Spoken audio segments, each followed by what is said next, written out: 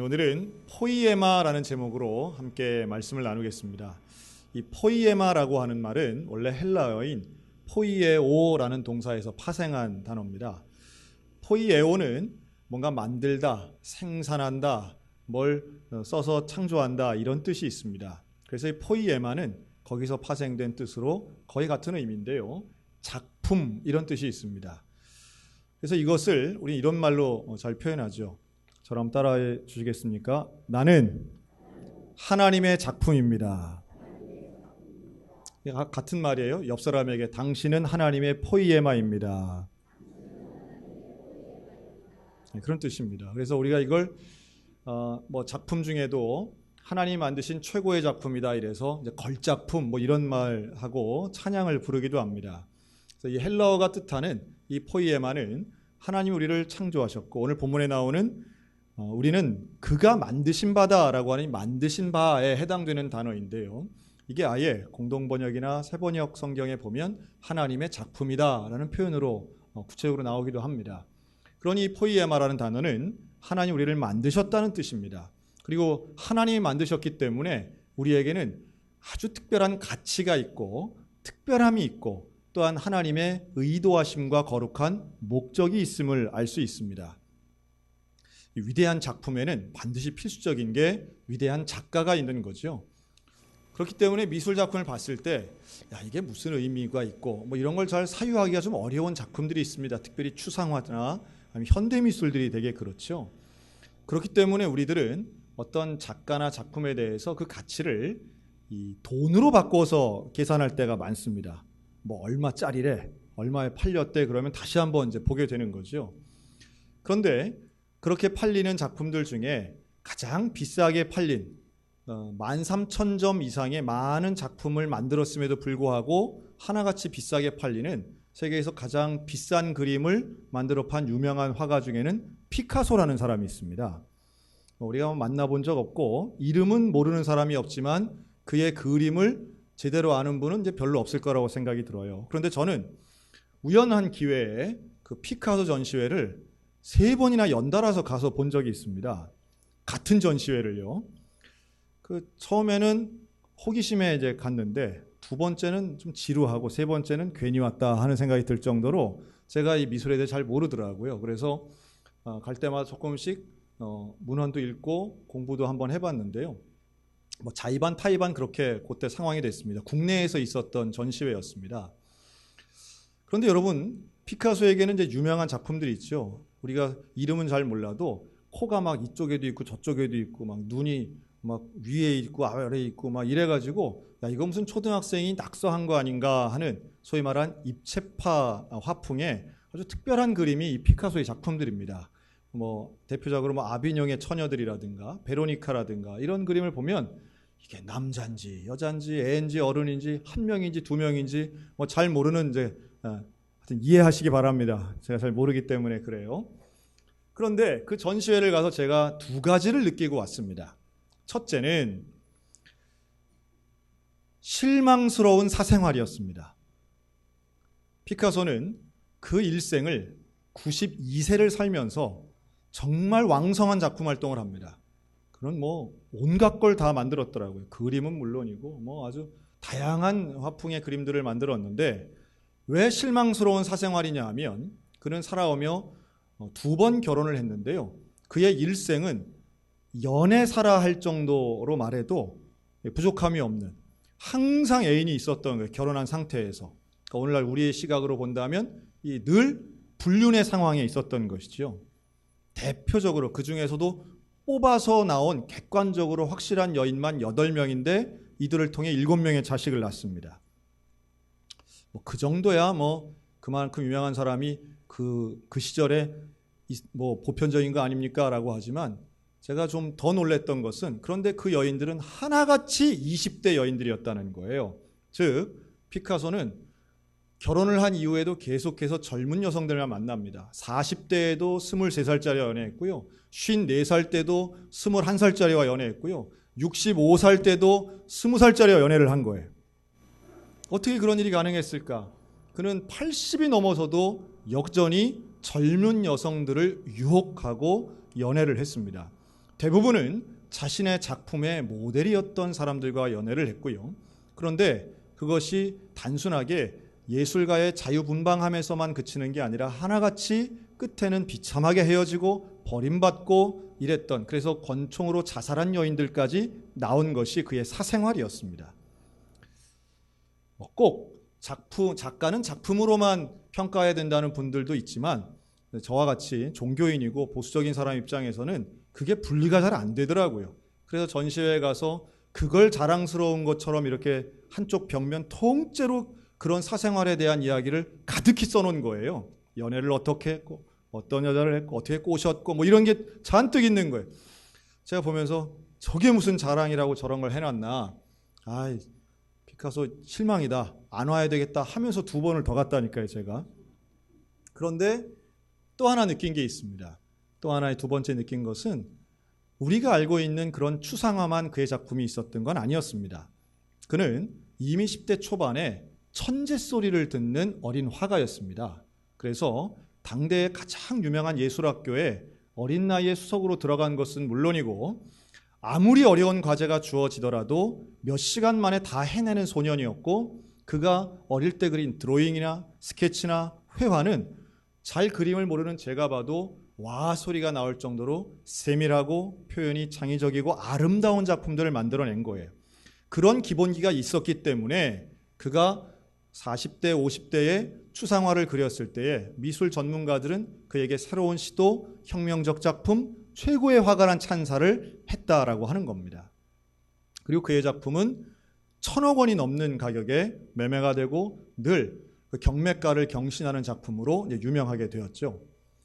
좀 길게 말씀드렸지만 요지는 이겁니다. 작가가 누구냐에 따라서 작품의 가치가 달라진다는 거예요. 그 수많은 작품들이 있는데 제 눈을 끈 작품 2가지가 있었으니 하나는 제목이 점이었습니다. 점. 말 그대로 점 하나 찍혀 있더라고요. 도화지에. 또 다른 작품은 원이었습니다. 원. 스케치북만한 크기의 종이에 그냥 연필로 동그라미 하나 쳐놓은 거예요. 근데 그걸 누가 친 거예요? 피카소가 동그라미를 그린 거예요. 그래서 그걸 근사한 조명 아래에 딱 전시를 해놓은 거예요. 헛웃음이 나왔지만 그러나 피카소가 했으니 그것은 작품이 되고 가치가 결정되는 거다라는 겁니다. 제가 그냥 농담 삼아서 야, 피카소가 코푼 휴지라도 하나 있으면 또 비싸겠구나 하는 생각도 했습니다. 작가가 누구냐에 따라 작품의 가치가 달라지더라는 거예요. 여러분, 하물며 그런데 그러한 실망스러운 사생활이 있는 천재 작가의 작품도 그렇게 가치를 인정받는데, 인류 역사에서 가장 위대하시고 가장 영원하시고 가장 온전하시고 탁월하신 위대한 창조자 하나님이 만든 작품은 그 가치가 가장 위대한 줄로 믿으시기 바랍니다. 그 작품이 바로 저와 여러분들, 바로 우리 한 영혼 한 영혼이 하나님이 만드신 가장 존귀하고 가장 귀한 가치의 작품이고 걸작품이고 포이에마인 줄로 믿습니다. 교회 오면 그런 얘기 많이 듣습니다. 당신은 작품이고 걸작품이고 당신은 사랑받기 위해 태어났고 당신은 가장 존귀한 자입니다. 이런 얘기를 자주 듣지요. 근데 여러분, 그 말이 가슴에 와 닿으십니까? 그래, 그렇지, 내가 진짜 귀한 사람이지, 내가 정말 존귀한 존재, 이런 말이 와 닿으십니까? 아니면 좋은 말이긴 한데 나하고는 좀 거리가 있어, 사람이 저렇게 많은데 아무리 작품이라도 60억 개, 80억 개짜리 작품이 어디 있어, 그냥 그 중에 난 하나일 뿐이지. 또 때로는 과거에는 나도 가치가 있는 인생이라 생각했는데 나이가 들고 시간이 지나면서 나는 왠지 필요 없는 존재인 것 같아, 이런 분들 계실지 모르겠습니다. 어떤 사람은 훨씬 탁월하고 유능하고 똑똑하고 꼭 필요한 사람인 것 같고, 나는 있으나 없으나 혹은 차라리 없어지는 게, 뭐 이런 마음을 갖고 있는 분들 혹시 계시다면 오늘 말씀을 통해 이 포이에마의 영성을 소유하시게 되시기를 주의 이름으로 축복합니다. 제가 소개를 받고 한 책을, 산문집인데요, 한 권을 좀 잠깐 읽어봤습니다, 지난 주간에. 근데 이게 누가 쓰신 거냐면 대학에서 철학을 가르치시던 윤구병 박사님, 윤구병 선생님이 쓰신 책이에요. 그러니까 대학에서 철학을 강의하시다가 뜻한 바가 있어서 귀농을 하게 됩니다. 그리고 귀농해서 이제 농사를 짓게 되는데요. 안 해보던 농사일이 힘들었지만 그 농사를 지으면서 깨달은 것을 이 책에 쓰신 거예요. 근데 하루는 이제 마늘 농사를 지었답니다. 근데 마늘 농사를 짓는데 나름 그래도 유기농 하겠다고 약을 안 치고 하니까 그냥 풀들이 막 자라는 거예요. 근데 풀들이 너무 빨리 자라고 너무 크게 자라는 거죠. 그래서 이거를 일일이 손으로 다 뽑았답니다. 다 뽑아서 이제 너무너무 힘들게, 야, 이거 왜 이렇게 생명력이 질기네 하고선 다 뽑아가지고 일을 맞춰놓고, 그러고선 이렇게 보니까 자기가 뽑아 던진 이 풀들, 그런 걸 뭐라 그러죠? 잡초라고 그러잖아요. 이 잡초를 딱 보니까 조금 생긴 게 좀 다르더래요. 자기들끼리. 그래서 동네 주민분한테 물어봤답니다. 지나가실 할머니한테. 이 풀은 이게 무슨 풀입니까? 그랬더니 그분 말씀이, 요거는 별꽃 나물이라고 가르쳐 주더래요. 그럼 이거는요, 좀 색깔이 좀 다르게 생겼어요. 이건요, 그랬더니 이거는 광대나물이라고 가르쳐 주더라는 거예요. 그 동네 분의 말 표현이에요. 이름이 너무 예쁘잖아요. 별꽃나물, 광대나물. 그래서 이거 잘 껍질 벗기면 먹을 수 있다고 얘기하더래요. 여기서 깨달음을 얻습니다. 이 윤구병 박사가 그 깨달음을 가지고 쓴 글, 그래서 그걸 모은 책 제목이, 한번 따라 하실까요? 잡초는 없다. 그런 책이에요. 제목은 근사해서 한번 봤는데 내용은 조금 다른 것들도 있습니다. 하지만 본론은 그거예요. 잡초가 없더라는 거예요. 세상에 많은 풀이 있고 정말 다양한 종류의 풀들이 있는데, 다만 내 밭에 내가 경작하고 내가 원하는 풀만 필요하다고 생각하면 잡초가 되지만, 하나하나를 놓고 보니까 잡초는 없더라는 거예요. 물론 어떤 가수가 부른 것처럼 이것저것 아무것도 없는 이름 모를 잡초가 부르지만, 그러나 그런 잡초는 없다는 거예요. 관심을 갖고 보면 어떤 풀이든 다 나름의 아름다움이 있고 때로는 그 나름의 필요가 있고 다 이름들이 있다는 것이 너무 놀랍더라는 거죠. 그래서 공부했답니다. 하나하나 식물 도감을 놓고 이 풀은 뭐고 이 풀은 뭐고, 이름이 없는 풀이 없더래요. 이름을 모르니까 잡초가 되는 것이지만 다 이름이 있는데, 그리고 그것이 다 나름의 쓰임이 있는데, 그걸 모르니까 오로지 내가 키우고 있는 것 하나만, 혹은 농작물만, 과수만, 돈 되는 것만 보니까 그 풀들이 안 보였는데, 풀들을 보기 시작하니까 잡초는 없더라는 거예요. 제가 그 글을 읽고 제 나름대로 결론을 이렇게 내렸습니다. 한번 따라 할까요? 잡사람은 없습니다. 네, 제가 이걸 잡인이라고 할까 하다가 잡사람.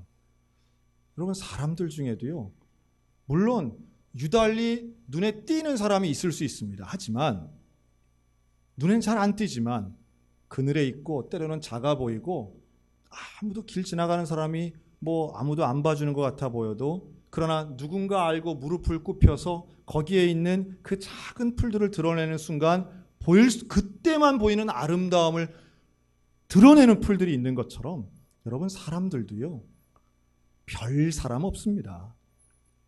또 하나, 하나님이 보실 때에는 우리 모두가 진정한 의미의 특별한 사람들인 줄로 믿습니다. 이게 중요한 거예요. 그저 우리가 볼 때는 누가 누구보다 더 유능하고 누가 누구보다 더 필요하고 나는 필요 없고 저 사람은 더, 이런 생각은 우리가 갖는 생각이지만, 하나님 보실 때는 필요 없는 존재라는 건 없어요. 하나님 보실 때는 누구나 존귀하고 누구나 특별하고 누구나 하나님이 만드신 작품적 존재라는 거예요. 그것을 증명하신 것이 바로 그리스도의 십자가 사랑인 줄로 믿으시기 바랍니다. 로마서 1장 20절에 포이에마가 한 번 더 나와요. 뭐라고 말씀하느냐? 그의 영원하신 능력과 신성이 그가 만드신 만물에 분명히 보여 알려졌나니. 이때 포이에마라는 단어가 한 번 더 나와요. 그가 만드신 만물, 그가 만드신 작품에는 하나님의 능력과 신성이 드러난다는 거예요. 한 포기 풀을 봐도 거기에 하나님의 능력을 볼 수 있다는 거예요. 이 땅에 있는 모든 하나님의 피조물 속에는 하나님의 능력을 볼 수 있는 코드가 있다는 뜻이에요. 자, 그런데 그러한 만물들 중에 가장 위대하고 가장 특별한 존재가 바로 사람이라는 거예요. 왜요? 우리는 창조되는 것이 달라요. 어떻게 다르냐? 저와 여러분은 하나님의 형상대로 지으심 받은 존재인 줄로 믿습니다. 하나님의 형상대로 지으심 받은 특별함이 있는 거예요. 나무도 소중하고 풀도 소중하지만, 공중에 나는 새도 소중하지만, 그러나 우리 인간은 더 특별하고 소중한 거예요. 더 아름다운 거예요. 하나님의 형상, 그 이마고 데이에 따라서 지으심 받은 더 특별한 존재이기 때문에, 그래서 우리 주님은, 그래서 하나님은 인간을 위해서 죽으셨던 거예요. 그만큼 소중한 겁니다. 저는 이 소중함, 나의 이 포이에마적 영성, 내가 하나님의 작품이라고 하는 걸 깨닫는 게 참 중요하다고 저는 봅니다. 이것을 깨닫게 하는 게 교회 교육의 중심에 있다라고도 봐요. 여러분, 이거 확실히 있으면요, 영적 자존감이 생깁니다. 나는 누가 뭐라 해도 하나님의 작품이야. 난 하나님의 자녀야. 그러면 소위 말하는 영적인 회복 탄력성이 생기는 거예요. 고난 앞에서도, 어려움 앞에서도, 억울함이나 차별을 당하는 속에서도 나는 하나님의 작품이야 라고 다시 일어설 수 있다는 거예요. 여러분, 교육은요, 에듀케이션 아닙니까? 이 교육의 그 단어에는 어떤 뜻이 있냐면 안에 있는 걸 끄집어낸다라는 뜻이 있습니다. 원래 속에 있는데 그걸 끄집어내는 거예요. 그게 교육이거든요. 근데 기독교 교육은 내 속에 있는 하나님의 형상을 따라 끄집어내는 일들, 이게 일어날 때에 한 영혼 한 영혼이 하나님의 자녀가 되는 놀라움을 경험하게 됩니다. 엊그제로 우리 교회 부서별 수련회가 이제 다 끝났습니다. 청년부 수련회까지. 그래서 이제 아직 지방회나 총회 연합 수련회는 계속 이제 진행이 되겠지만 우리 교회 수련회 끝났는데요. 이번 성경학교와 수련회를 통해서 또 우리 단기 선교 가서 만났던 어린이들을 통해서 우리가 정말 원하는 게 있다면 하나님의 작품임을 깨닫는 거예요. 여러분, 오늘 예배 마치고 식당에 들어가실 때 1층 로비에 식당 앞에 이렇게 전시를 해놨습니다. 검은교회 아이들이 우리 소양교회에 감사합니다 하고 손으로 쓴 편지 카드들을 이렇게 전시를 했어요. 제가 참 보는데 참 가슴이 참 감사하더라고요. 이 아이들이 그 산골 마을에, 작은 마을에 사는 아이들이지만 이 아이들도 하나님의 작품이잖아요. 춘천에 사는 아이도, 서울에 사는 아이도, 문여도에 사는 아이도, 또 거문리에 사는 아이도 정말 하나님의 작품임을 깨닫는 일들, 이게 얼마나 소중한지 몰라요. 사람은 늘 남과 비교하면서 우월감을 느끼기도 하고 이 어떤 비참감을 느끼기도 하는데, 내가 하나님의 작품임을 아는 순간 여러분, 작품은 서로 비교하지 않습니다. 작품은 그 작품 나름의 가치가 있는 거예요. 민들레도 아름다운 거고요. 꽃도 마찬가지죠. 어떤 꽃이 사람마다 좋아하는 꽃은 다를 수 있겠으나 나름의 아름다움이 있는 것처럼 하나님의 작품인 우리들 가운데는 바로 그러한 위대한 나름의 아름다움이 있다는 거예요. 그리고 그것은 하나님이 우리에게 부여해 주신 은혜인데, 이것을 깨닫는 교육, 그리고 우리 소양교회 교육이 이런 영적 포이에마적 영성을 깨닫는 교육이 되도록 여러분 기도해 주시기 바라고, 우리의 사랑하는 자녀들이 하나님의 작품임을 깨닫는 은혜가 있으시기를 주님의 이름으로 축원합니다. 유명한 예배 인도자 중에 이 토미 워커라는 사람이 있습니다. 이 사람이 많은 작품을 썼는데요. 근데 그 중에 제일 유명한 곡은 이따가 우리가 함께 부를 내 이름 아시죠라는 곡입니다. 근데 이 곡에는 몇 가지의 스토리가 있는데 그 중에 하나가 이거더라고요. 이분이 필리핀으로 단기 선교를 갔죠. 여러분, 필리핀은 빈부의 격차가 상당히 크기 때문에 이 가난한 분들이 사시는 동네에 가면 상당히 그 아주 열악하고 비참한 환경들이 있습니다. 근데 그런 곳에 가서 어린이들을 대상으로 이제 선교를 했던 거예요. 뭐 음식도 나눠주고 구제 사역도 하고요.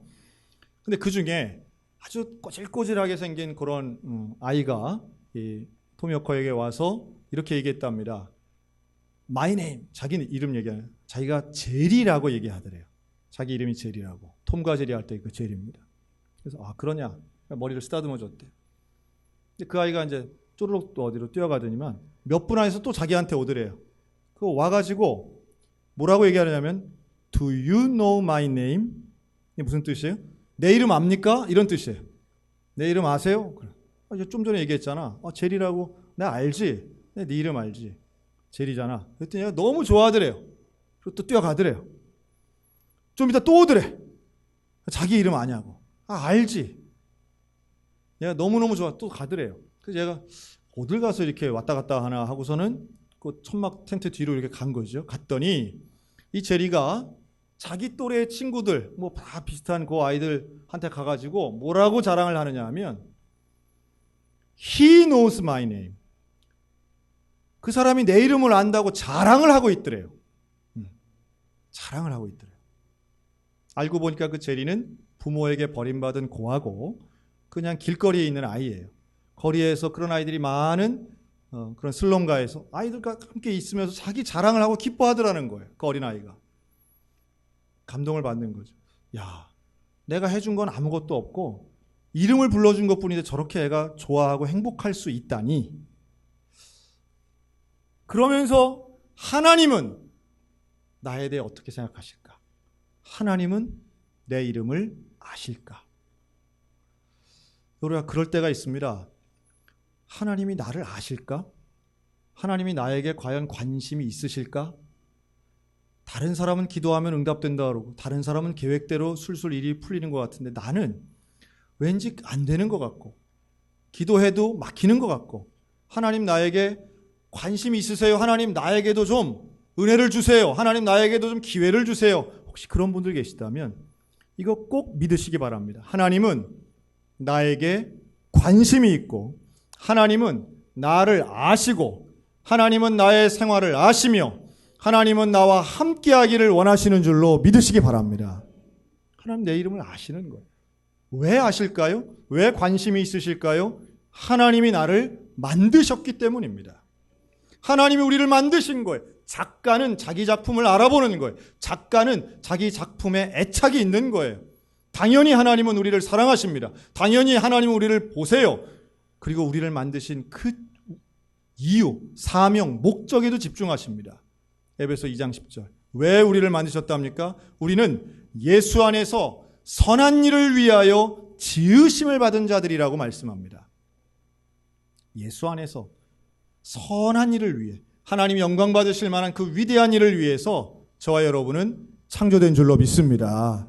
그래서 우리가 예수를 믿고 기도하고 복음을 전하기도 하고 사역도 하지만 때로는 연약함 가운데에도 물론 다른 사람을 돕는 것 참 위대한 일이지만 내가 지금 당하고 있는 그 고난 앞에서도 어려운 순간 속에서도 하나님의 자녀고 하나님의 작품이라고 하는 이 포이에마의 영성을 가지고 믿음 가운데 걸어가는 그 일이 하나님 보시기에는 선한 일이라고 분명히 인정해 주시리라고 저는 믿어요. 왜요? 우리로 그 가운데에서 행하게 하려 하심이라. 하나님이 정말 원하시는 것은 우리가 하나님 안에 있는 걸 원하시는 거예요. 이 포이에마의 영성은 하나님의 작품으로서 하나님 안에서 주님과 동행하며 살아가는 것. 여러분 그럴 때 주님은 우리를 바라보시면서 그런 말씀하실 겁니다. 보시기에 좋았더라. 작품을 보며 흐뭇해하고 기뻐하고 작품을 감상하는 그 놀라운 눈이 커지는 것처럼 우리가 포이에마의 영성이 있으면 이 놀라운 눈들이 띄어지게 될 줄로 저는 확신합니다. 그림은 볼 줄 몰라도 우리는 하나님의 작품 볼 줄 아는 눈이 있어야 되는 거예요. 그 눈이 띄어지면 하나님이 만드신 풀 한 포기를 봐도 하나님께서 이렇게 능력을 베푸셨네, 이렇게 은혜를 베푸셨네. 그리고 사람을 보면 하나님의 작품, 하나님의 포이에마 그 걸작품을 볼 때마다 하나님 앞에 감사하고 기뻐하고 선한 일에 집중하며 우리의 인생은 더욱 영광되게 될 줄로 확신합니다. 여러분 오늘도 우리 사랑해 주시고 우리를 만들어 주신 그 하나님 앞에 영광을 돌리며 하나님의 걸작품처럼 살아가는 저와 여러분들 다 되시기를 우리 주님의 이름으로 축원합니다.